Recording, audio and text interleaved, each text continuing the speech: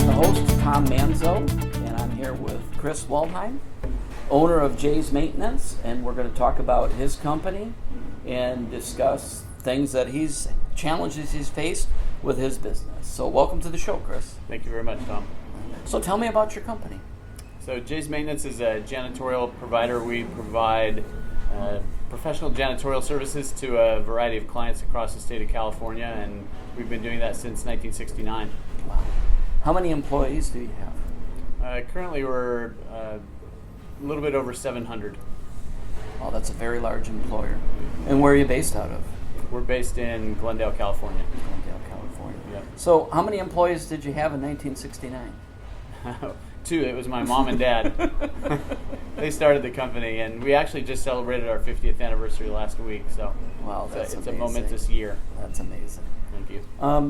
So when did you really start to see growth within the company? When did you get to 100 employees or 200 employees? Our biggest contract was with Levitt's Furniture, which my dad landed by walking in there in 1969. Yeah. And we ran Levitt's all the way for 35 years. We cleaned all their stores across the country. They had 150 stores at one point. Yeah. And so we probably hit the 100 employee mark in, I'll guess, 76. Wow. And 200 employees probably the early 80s. And then we kind of hit a plateau, and we were at 350 for almost 20 years. And then we just landed a new contract back in 2017, which catapulted us up to the 700 mark. So that's a lot of families that you've employed and helped. What is the longest term employee you have that works for your company? We have an employee who works at a site for us in Pasadena who's been with us for over 30 years. 30 years. That's a long years. time. Yeah, we celebrate her every 5 years, and make sure we keep track of her. But what you said is true. Taking care of all those families.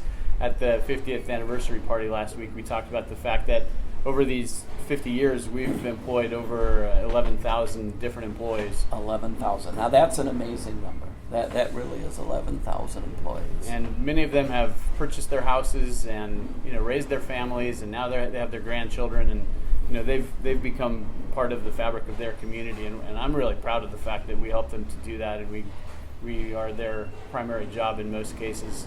That's great. So then you're paying them better than minimum wage, I think. We've always tried to keep it above minimum wage. It depends on the contract. Sometimes we're forced to pay minimum wage because the contract is right there. But we've always tried to be 50 cents to $1 above minimum wage, just to attract the best employees and retain them. Sure. Because I would imagine maintenance companies, that's a struggle to keep good employees and keep employees long term. Especially in a good economy. Yeah. But you've been able to do it. We have. And you're successful at it. Knock on wood, we are. Yeah. So, over the last 5-10 years, have you felt more pressures running a business in California? Has it become more difficult for you? Absolutely. I think it kind of ebbs and flows. First, it was workers' comp for us, where the bogus workers' comp claims came in, and as the trial attorneys latched onto workers' comp as a source of revenue for them, all of a sudden we saw a huge spike in bogus claims, and those bogus claims made our X-mod skyrocket. Right. X-mod skyrocketing means your rates are going to go up. Rates go up means, at one point we were close to having to shut our doors because of the renewal for the workers' comp rate that we were going to be paying. Wow. And when was that? That was somewhere in the 99 to 2001. Late 90s. Yeah, late 90s. And so as you stated, the problem with trying to run a company in California is there are new laws every day. As a employer of employees across the state, we also have to keep track of local municipalities and their laws. So as the minimum wage went from a federal law to a state law, and now it's a city law, we have 40 different minimum wages we have to track, and we never know if a city is going to bring on a new one. Cities now are getting into the sick time law. Right. And so they're each deciding what they want for their own little municipality. And It's different accrual systems, it's different maxes, it's different payouts. The whole system's different. So San Francisco's been very challenging, I think, for Very. a lot of people in California. And then I just read that San Jose is trying to get a $16 an hour minimum wage now. Well, when you get to 15, the next logical step is to say, let's go to 20. Yeah. And we'll all be at 15 by 2022. Right. 3 years. So as you get through the whole workers' compensation scenario, what is the newest, biggest challenges that you're facing recently? I mean, the obvious answer is the Paga claims are our biggest current issue. And Paga stands for the Private Attorney General Act, and that was a law that was passed in actually 2003 by Gray Davis and enacted in 2004. And what Paga does is it deputizes the citizens to act in the hands of the labor enforcement agencies. So they now are telling you about the rules and what should be done. And in theory, it was a great law. I think the design behind Paga made sense. It was supposed to smoke out the underground economy. It was supposed to go after the bad employers. It was supposed to take care of the employees that were having wage theft committed against them. And because the labor commissioner is short on resources and they can't patrol the tens of thousands of businesses in the state of California, their solution, as you said earlier, was to deputize private attorneys to go out and go after these companies. The unfortunate reality is Paga goes after obvious targets like the big retailers of the world, like you and like me. Paga does not go after the underground economy. And at the end of the day, if I have an issue with the labor commissioner, all of the settlement money in a labor commissioner claim goes straight to the employee, as opposed to a Paga suit where it could be as little as 7 to 10% of the money of a settlement ends up going to the employees. I think the biggest issue is a lot of times the underground economy, and the law is designed to punish people that are in the underground economy. But the reality is somebody in the underground economy does not have a business that's been in existence for 50 years. Right. They do not have the ability to pay for a 6 to 7 figure lawsuit. Right. And the underground economy just ends up walking away. They close their doors. They move on. And the state will try to fine them, but they really can't. So the law does not work for the underground economy whatsoever. It's true.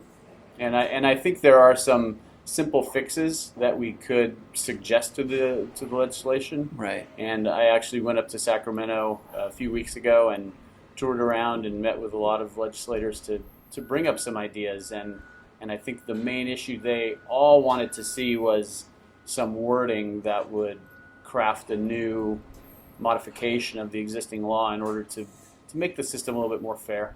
It's a very complex law, and just so everybody watching the show is aware of it, you know, the Labor Law Digest is 1,100 pages, and if you have one violation, it can then be enforced by the private attorney general, and that's how that law was made. And once they find a law that you've done something wrong, they can actually request records, and they can then ask, okay, well, I think you could have done several other things. And it almost becomes a fishing expedition to find out what else did you do wrong. You could have been rounding incorrectly. Were they punching in and out on time? Did you have the right employee ID number on the paycheck? There's just a laundry list of things that they're looking for and asking for.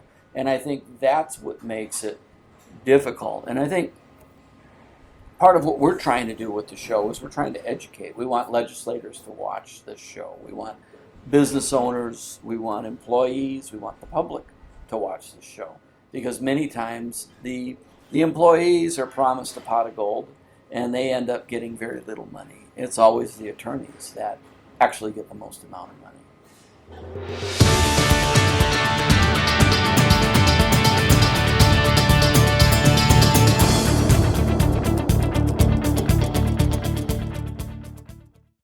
Trial lawyers in California are abusing a law called the Private Attorneys General Act, or PAGA, to get rich. and they're harming the state's small businesses, nonprofits, and even labor unions in the process. Paga was signed into law in 2003 by then-Governor Gray Davis. He said it would empower workers. Instead, the law became a lucrative scam for trial attorneys. Here's how it works. Trial attorneys figure out that by threatening businesses with Paga claims for labor code violations, they could quickly reach out-of-court settlements, sometimes for millions of dollars.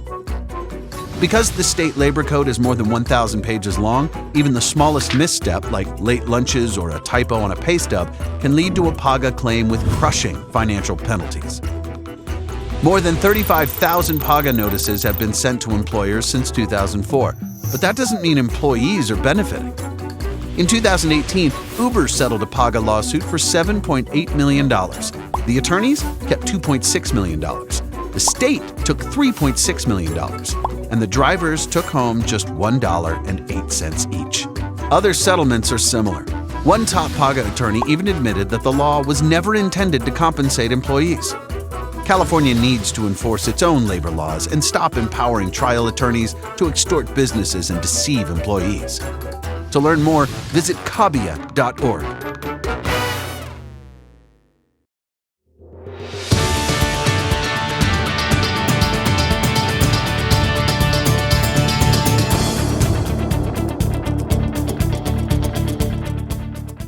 As far as the Private Attorney General Act is concerned, it's obviously affected you. That's why you're on the show. Yes. And I think it would be great if you could just share with the viewers your story. What happened with you? So the beginning of our Paga journey, if you want to call it, was actually a bogus workers' comp case and a bogus wrongful termination case. At which point I think one of those attorneys handed off our ex-employees' information to another attorney, who then handed it to another attorney. So it was like 3 steps away from anyone that even knew or cared about our employee. And that's a big issue. You know, there's a lot of attorney referrals, and attorneys can collect money from one attorney to another in a referral.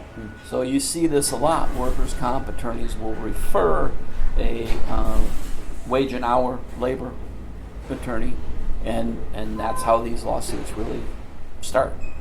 It's one of the ways. But anyway, go ahead, Chris. No, please, that's information I wasn't aware of. And so at the point when we got the first notice of the Paga claim, it was actually at the point when our period to cure had already ended. We had never received the letter that was required by the statute. We had no idea it was coming. We had received a letter from an attorney asking us if we needed help defending ourselves, but we had no idea what it was about. In the period of cure, correct me if I'm wrong, that only gives you an opportunity if there's a inaccurate name on a paycheck stub, and you get 33 days to correct that. In theory, the period to cure should allow you to do anything from fixing an incorrect pay stub to making up for a missed lunch period. You're allowed to do whatever you want. That, yeah, on that cure period. The cure period is really limited in scope. And the bigger issue, as you mentioned earlier, is that when the attorney sends you a letter, they aren't giving you any specificity about what happened. They're simply saying, we think you're not paying overtime, we think you're not paying lunches, we think you're not providing meal breaks, we think you're not doing this. And rounding up, rounding down is a big one they ask. And your pay stubs are incorrect. Correct. I think our case really, at the end of the day, they kind of zeroed in on the pay stubs. So we were with a payroll company that was providing the pay stubs. We took it for granted that all the information that was legally required was on there. It turns out that I think our name, it was either our name or our address, was missing on the stub. It was on the check, but it was not on the stub. Not on the stub. So amazing. So that was $100 penalty per pay period per person, multiplied out by a year, turned in that, and combined with the other penalties, they basically came and said, we're going to sue you for over $1 million. $1 million. I mean, and just because the name wasn't on the actual stub, it's almost hard to believe. Walmart just got done. They're settling a lawsuit for $102 million. Wow. And it is over final paycheck stubs.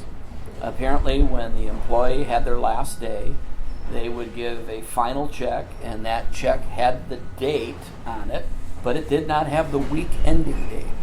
Imagine that, $102 million. And the bulk of that money will go to the attorneys, it will go to the state, and it will not go to the employees. They are figuring at max, some of the employees will get 1,000. Most of them are going to average less than 100. Yeah. On $102 million. And 1/3 of that will go to the attorney.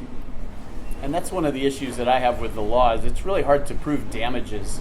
If you worked an hour of overtime and I didn't pay you that hour of overtime, that's very clear about what I owe you. Right. I owe you the overtime I didn't pay you, plus I owe you the hour penalty for not having paid it on time.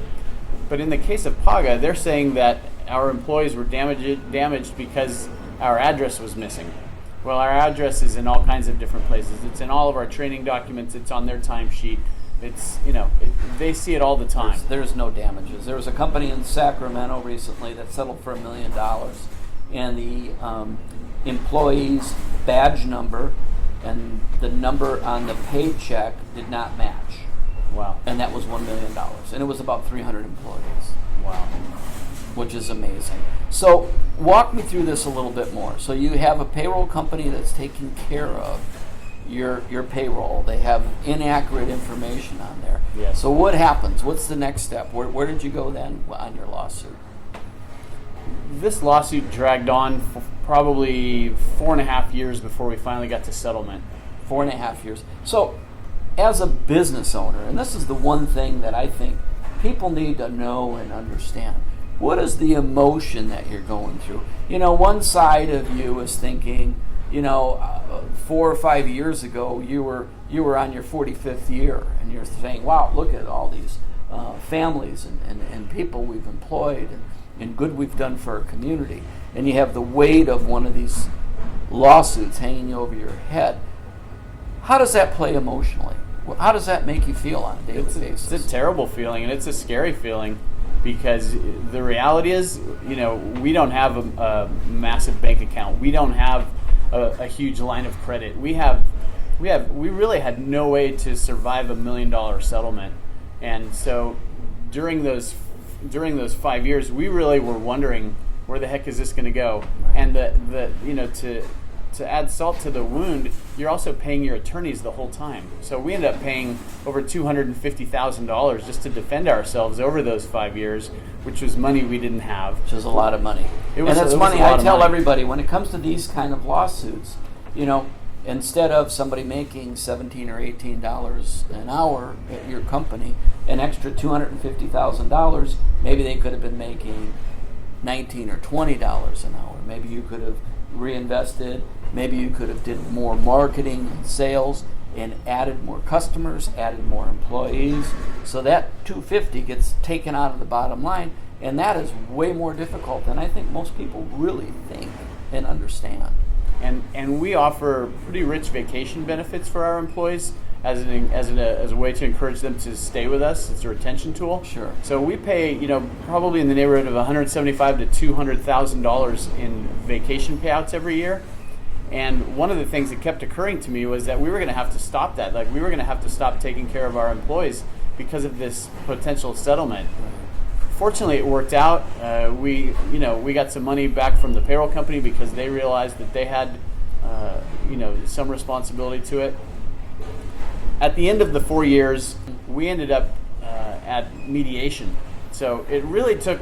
Just so everybody knows, and I don't mean to interrupt, please. Chris, just so everybody knows, these all end up in mediation. And the ones that fight it are the large corporations. And even the large corporations that fight it lose. Smaller corporations have tried and lost. The United Farm Workers filed the law.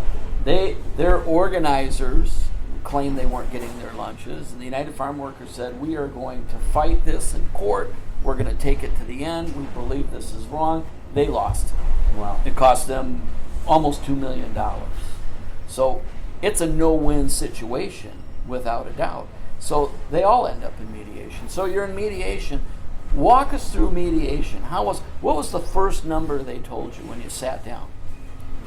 It's been a few. And I have to tell you one thing. I know this a little bit because we were texting back and forth while he was in. That was the second mediation. Second mediation. That was the second suit. So tell us about the first mediation. So the first suit, they both were very similar. They come in. So you've had 2 Paga lawsuits. I have had 2. The second one has a pending settlement, so I don't want to get too deep into the weeds of that one. Okay. It's not signed, sealed, and delivered yet. But I will explain a little bit of the difference of why that one ended quickly. So in that first settlement negotiation, they were still coming in with that $1 million demand. $1 million. Right. Right when you sit down and walk in. So I don't remember exactly who gave the first volley in terms of a price, but I think they came down to like $850, and I believe we came back in the. If I'm going to remember correctly, we came back at like $75,000. Mm-hmm. And so we kind of worked from $850 and $75 all the way back and forth. Spent a whole day. All day. In order to end up at $225,000. Right. So we basically settled for about a quarter of their original demand. Unbelievable. Which, in theory, we could have done on day one. Which is what I learned. Yeah. Out of the $275,000. Yes. How much did the attorney that sued you get out of that? So that settlement was $225,000. That attorney got it was 40%. They got $88,000, something like that. $88,000. 40%. So Yeah. 40%. How much did the state end up getting? They took $95,000. It was about 43%. Wow. So wait a minute now. The wronged employees, how much did they get? Well, there were other fees. There were another like 7% of fees for the person that had to send out the money. And The checks. There was There was an Uber case, and I talk about this one all the time. It was $7.75 million. $2.6 million went to the state. 3.6 went to the state. 2.6 went to the attorney. $1.08 to each employee. But the company that you're talking about that sends out all the checks, they got $775,000. Wow. I think if you're one of those companies that send out checks, It's a good business. it's a really good business to be in. Just make sure that you're following all the labor codes when you're doing it. Yeah, I think the So how much did some of the average employees get? as little as $1, and I think the max my payout. God. I think the max payout was like $103. Oh my God. The average was $49, but we had 120 employees below $5, and we also had $7,000 in checks that were not cashed. And where did that money end up? We're trying to figure that out right now, but it's going to end up getting donated to a charity, because in order to redistribute that to the people that did cash their checks, they wanted another $5,000 to do that. So we decided that didn't make sense. Sounds like a racket to me. It's an interesting business. So you've been through it 2 times, and Yes. maybe some people would say, hey, an employer you should have learned your lesson the first time. How did you end up being in this situation the second time? How would you answer that? It's a great question. Let me put it to you this way. Yeah. We have a member of our nonprofit organization that's been sued 4 times. Wow. And they're a trucking company, and you'd say, what's the matter with you guys? How did you end up getting sued 4 times? One of them was the drivers. One of them was the warehouse workers. One of them was the office staff. And another one circled back into the drivers, because it's very difficult to keep track of a driver's time. It's very difficult to know when that person clocks in and clocks out. You try documenting, you try putting everything in logs, but it's still, you're guilty until proven guilty when it comes to one of these cases. Until proven innocent, and it's impossible to prove your innocence. You're never innocent. Yeah. So to answer your question, a little bit of it was probably taking our eye off the proverbial ball. The second part was not really realizing exactly what we could do and not feeling like we had a solution. We have our employees sign all of our training documents. Mm-hmm. They know when they need to take their breaks. They know when their lunches are. scheduled. We post it on the wall. They put it on their timesheets. They call on their IVR system. So we're doing all kinds of things to be proactive about it. But I don't think we were following up well enough. So the change today in 2019 and 2018 is that we're following up on it. And the change for 2019 is that we're starting to proactively pay any penalties for people that are missing meal Which is breaks. a good thing to do. And we've always paid overtime. We've always given. But it really goes back to, you have an 1,100-page labor law digest. How do I keep up with all these things? And when judges change things and change rules, so there's a large company, ABM Industries, Yep. and could be a competitor of yours, Yeah, right? they are. Janitorial service company. So they have a hard time clocking in and clocking out. And the company said, hey, we know you've been hit. We know you've had some problems. Install our phone app, and your employees can punch in, punch out for everything. It's all taken care of. Well, one thing everybody left out was you needed to reimburse that employee for some of the phone expense, even though the app didn't add to it. It cost them $5.4 million. $5.4 million. And, there's a lot of other things that people get hit on. Commissions. Are they calculated correctly? How are they listed on a paycheck stub? Bonuses, flat rate bonuses. How do you calculate these things? If I give somebody a gift card every Thanksgiving, and I give it to them for Ralph's, and please go buy yourself a turkey. We appreciate all your years of service. We want you to do that. If they work overtime, you better make sure you're calculating that $25 gift card into their overtime rate. And a lot of employers just don't know it. They don't understand it. So that's why this law is so troubling, because most people don't understand it. Nobody's doing anything intentionally. If you were doing things intentionally, you wouldn't be in business 50 years. For sure. You wouldn't be sitting here. That's right. You should be getting a medal. You should be getting a certificate. That's what you should be getting, not attacked by these vicious attorneys. I mean, it's just a bad situation. If you had something that you could say to the legislators, if you could tell the legislators anything when it's related to the Private Attorney General Act, what would you say? So I would say, Mr. or Miss Legislator, let's really try to stop these frivolous lawsuits. Let's get the money out of the attorney's hands. Let's put the state back in charge of helping the employers run effective businesses, and let's create systems that protect our employees effectively. Let's make sure that the money that is owed to our employees goes back in their pockets and not back into the pockets of attorneys who really don't care about our employees. We care about our employees much more than any attorney in this state does. And we want to make sure that the system that we are abiding by is doing exactly that. Thanks for being on the show, Chris. Thank you, Tom.